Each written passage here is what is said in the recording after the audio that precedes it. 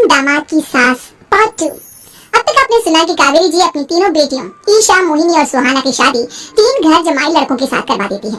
उन्हें लगता है कि ये लड़के शायद घर का कामकाज संभाल लेंगे, लेकिन उनके तीनों घर जमाई बहुत आलसी थे। वो नौकरी भी नहीं करते थे और बाहर का काम भी नहीं। कावेरी जी ने अपनी बेटियों से कहा कि वो प्रेगनेंसी का बहाना बनाकर अपने पतियों को सबक सिखाए। अब सुनिए आगे। मम्मी, आपने जैसा कहा था हमने वैसा ही किया, लेकिन देखिए ना, विवेक का हाल तो वैसा का वैसा ही है। घर में ना सुबह का नाश्ता बनता है और ना खाना। नौकरी पर जाने की बात करूं तो खाने को दौड़ते हैं मुझे। हाँ मम्मी, मैंने भी सुमित को कितनी बार कहा कि अगर नौकरी नहीं करनी तो कोई छोटी सी दुकान ही खोल लो। घर का खर्चा कैसे चलेगा? देखो दोपहर के 12 बजने आए और जनाब अभी तक सो रहे हैं। हाँ मम्मी, ईशा और सुहाना ठीक कहती हैं। अविनाश का भी यही हाल है। जब मैंने अपनी प्रेगनेंसी के बारे में कहा तो मुझसे कहने लगा, अरे दूसरी लड़कियां तो 9 महीने तक नौकरी करती है, बस डिलीवरी के टाइम छुट्टी लेती है। मोहिनी, तुम भी नौकरी करो। अब मुझे कहाँ नौकरी मिलेगी? मम्मी बताओ, अब मैं क्या करूं? हे भगवान, क्या सोचकर घर जमाई दामाद लाई थी मैं कि मेरी बेटियां मेरे पास रहेंगी और खुश रहेंगी, लेकिन इन आलसी दामादों ने तो हमारी जिंदगी को भी प्रॉब्लम में डाल दिया है। मैं तो कहती हूँ मम्मी, हम लोग वापस अपनी जॉब पे जाना शुरू कर देते हैं। बता देते हैं इन लोगों को कि हमने प्रेगनेंसी का बहाना किया है। नहीं नहीं बेटा, ऐसी गलती भी मत करना। अगर तुमने ऐसा किया तो इन तीनों की आदत और खराब हो जाएगी। अरे आज नहीं तो कल कभी तो तुम प्रेग्नेंट होगी, तब वापस यही प्रॉब्लम आएगी, तब क्या करोगी तुम तीनों? हाँ मम्मी, आपकी बात तो बिल्कुल सही है। इन लोगों को तो सुधारना ही पड़ेगा। लेकिन कैसे? अपने बच्चों के आने की खबर सुनकर भी इन लोगों पर कोई असर नहीं हो रहा। पैसे कमाने के लिए घर से बाहर निकलना ही नहीं चाहते ये तीनों। अब मेरे दिमाग में एक प्लान आया है। तुम तीनों चिंता मत करो, उन तीनों को बुलाओ, फिर मैं बात करती हूँ। थोड़ी देर बाद कावेरी जी अपने तीनों दामादों को सामने बुलाकर अपनी बात कहना शुरू करती हैं। अविनाश, सुमित और विवेक, देखो बेटा, मैं ना तुम तीनों से बड़ा प्यार करती हूँ, इसीलिए तो तुम्हें घर जमाई बना कर रखा है मैंने। अरे मम्मी जी, सीधे सीधे कहिए ना, क्या बात है? प्यार तो हम भी आपको बहुत करते हैं। अरे मम्मी जी, आपकी इज्जत भी बहुत करते हैं। अरे भैया, आपकी जैसी सास और कमाने वाली बीवी सबको मिलती है क्या? हाँ मम्मी, विवेक और सुमित ठीक कह रहे हैं।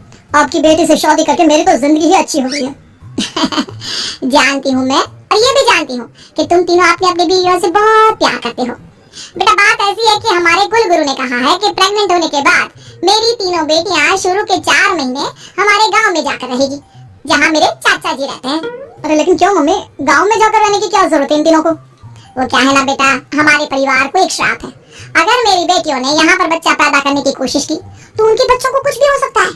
इसलिए अब से लेकर 4 महीने पूरे होने तक इन्हें गाँव वाले घर में रहना पड़ेगा। हाँ तो इसमें प्रॉब्लम क्या है मम्मी जी? हम भी वहाँ जाकर रहेंगे, पिकनिक बनाएंगे। अरे भाई दीदी जहाँ, हम भी वहाँ। हाँ यार, आइडिया तो बहुत अच्छा है। शहर की जिंदगी में रह रहकर परेशान हो चुके हैं, आप कुछ दिन गांव में बिताएंगे। तुम लोग समझने की कोशिश क्यों नहीं करते? तुम में से कोई भी वहाँ नहीं जा सकता, और मैं यहाँ रहूंगी ना तुम तीनों के साथ।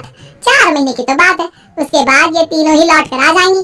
ठीक है मम्मी जी, अब हमारे बच्चों का सवाल है तो ये तो करना ही पड़ेगा। कावेरी अपनी तीनों बेटियों को कुछ दिन के लिए घर से बाहर कहीं दूसरे शहर में रहने के लिए भेज देती है। कुछ दिनों के बाद, अरे मम्मी जी, बहुत दिन से पिज्जा नहीं खाए, मंगवाइए ना। क्या बताऊं बेटा, पहले तो बेटियां खर्चा दे देती थी क्योंकि उनकी नौकरी थी, लेकिन अब तो मेरे पास पैसे ही नहीं बचे। थोड़े बहुत पैसे हैं जो बच्चों की डिलीवरी में काम आएंगे। लेकिन मम्मी जी, आपकी बेटियों को वापस आने में तो अभी बहुत वक्त बाकी है। वही सोच सोच कर परेशान हो रही हूँ। सोच रही हूँ कल से दूध भी बंद करवा देती हूँ। अब दूध वाले को देने के लिए पैसे भी तो नहीं है ना। अरे नहीं मम्मी जी, अगर दूध भी बंद करवा दोगी तो मुझे चाय कहाँ से मिलेगी? और चाय के बिना मैं तो मर ही जाऊंगा। क्या करूं बेटा, इसके अलावा हमारे पास कोई ऑप्शन नहीं है। मेरे पास पैसे ही नहीं बचे। इस तरह कावेरी जी धीरे धीरे अपने तीनों दामादों को पैसे देना बंद कर देती हैं और घर में खाने पीने की चीजें लाना भी बंद कर देती हैं। अब वो तीनों पूरी तरह से परेशान होने लगे थे, और इसलिए एक दिन तीनों प्लान करके घर से बाहर निकलते हैं। और बाजार में जाने के बाद, यार अच्छा खाना खाए हुए कितने दिन हो गए, पता नहीं कब अच्छा खाना मिलेगा। हमारी बीवियों के जाने के बाद तो हमारी हालत भिखारियों जैसी हो गई है यार। कुछ भी हो, मुझे तो आज पिज्जा खाना ही खाना है। जेब में 1 रुपया नहीं है और पिज्जा खाएगा, कहाँ से आएंगे पैसे? अरे देख, वहाँ सामने बोर्ड पर क्या लिखा हुआ है, कंप्यूटर पर काम करने के लिए एक आदमी की आवश्यकता है। भाई मैं तो जा रहा हूँ, काम करूंगा और शाम तक पैसे लाकर आराम से पिज्जा खाऊंगा। जा जा, तुझे कोई काम नहीं देने वाला, हम तो घर जा रहे हैं। चल भाई सुमित। सुमित और अविनाश वहाँ से चले जाते हैं, और विवेक उस कंप्यूटर शॉप पर सारा दिन काम करके 5000 रुपए कमाकर घर लौट कर आता है, और अपने खाने के लिए अच्छी अच्छी चीजें भी लेकर आता है। ये देखकर विवेक और सुमित के दिल में भी कुछ पैसे कमाने की इच्छा जाती है। अरे सुबह सुबह कहाँ चल दिए तुम? मम्मी जी, एक बहुत अच्छी जगह मिली है। कंप्यूटर पर काम करने के 5000 मिले थे कल मुझे। अगर रोज काम करूंगा तो पूरे 40,000 की तनख्वाह। अरे वाह, ये तो बहुत अच्छी बात है दामाद जी, आपको जाना ही चाहिए। सुमित और अविनाश विवेक को इस तरह तरक्की करते देखकर परेशान हो जाते हैं और वो दोनों भी काम की तलाश में निकल पड़ते हैं।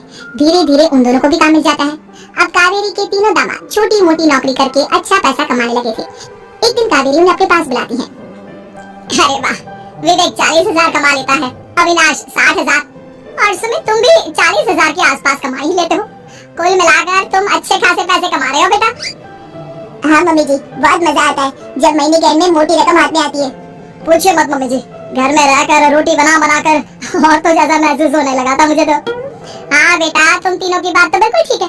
और जानते हो, अब तुम तीनों की पत्नियां भी वापस लौट कर आने वाली है। लेकिन मम्मी जी, अभी तो उन्हें गए सिर्फ 2 महीने हुए हैं। आपने तो कहा था वो 4 महीने के बाद लौट कर आएंगी। ऐसा कुछ नहीं है बेटा, मैं सिर्फ तुम तीनों को सबक सिखाना चाहती थी कि आदमी घर में बैठकर बीवी की कमाई खाता हुआ अच्छा नहीं लगता। इस दुनिया में हर इंसान को मेहनत करनी चाहिए, काम करना चाहिए, चाहे वो औरत हो या आदमी, ताकि अपने परिवार को संभाल सके। कावेरी की बात सुनकर उन तीनों को अपनी गलती का एहसास होता है और कावेरी उन्हें सच बता देती है कि ईशा, सुहाना और मोहिनी शहर में ही कहीं दूसरी जगह रह रहे थे। शाम के वक्त उन तीनों की पत्नियां लौट कर आ जाती है और कावेरी जी का परिवार एक खुशहाल परिवार की तरह रहने लगता है।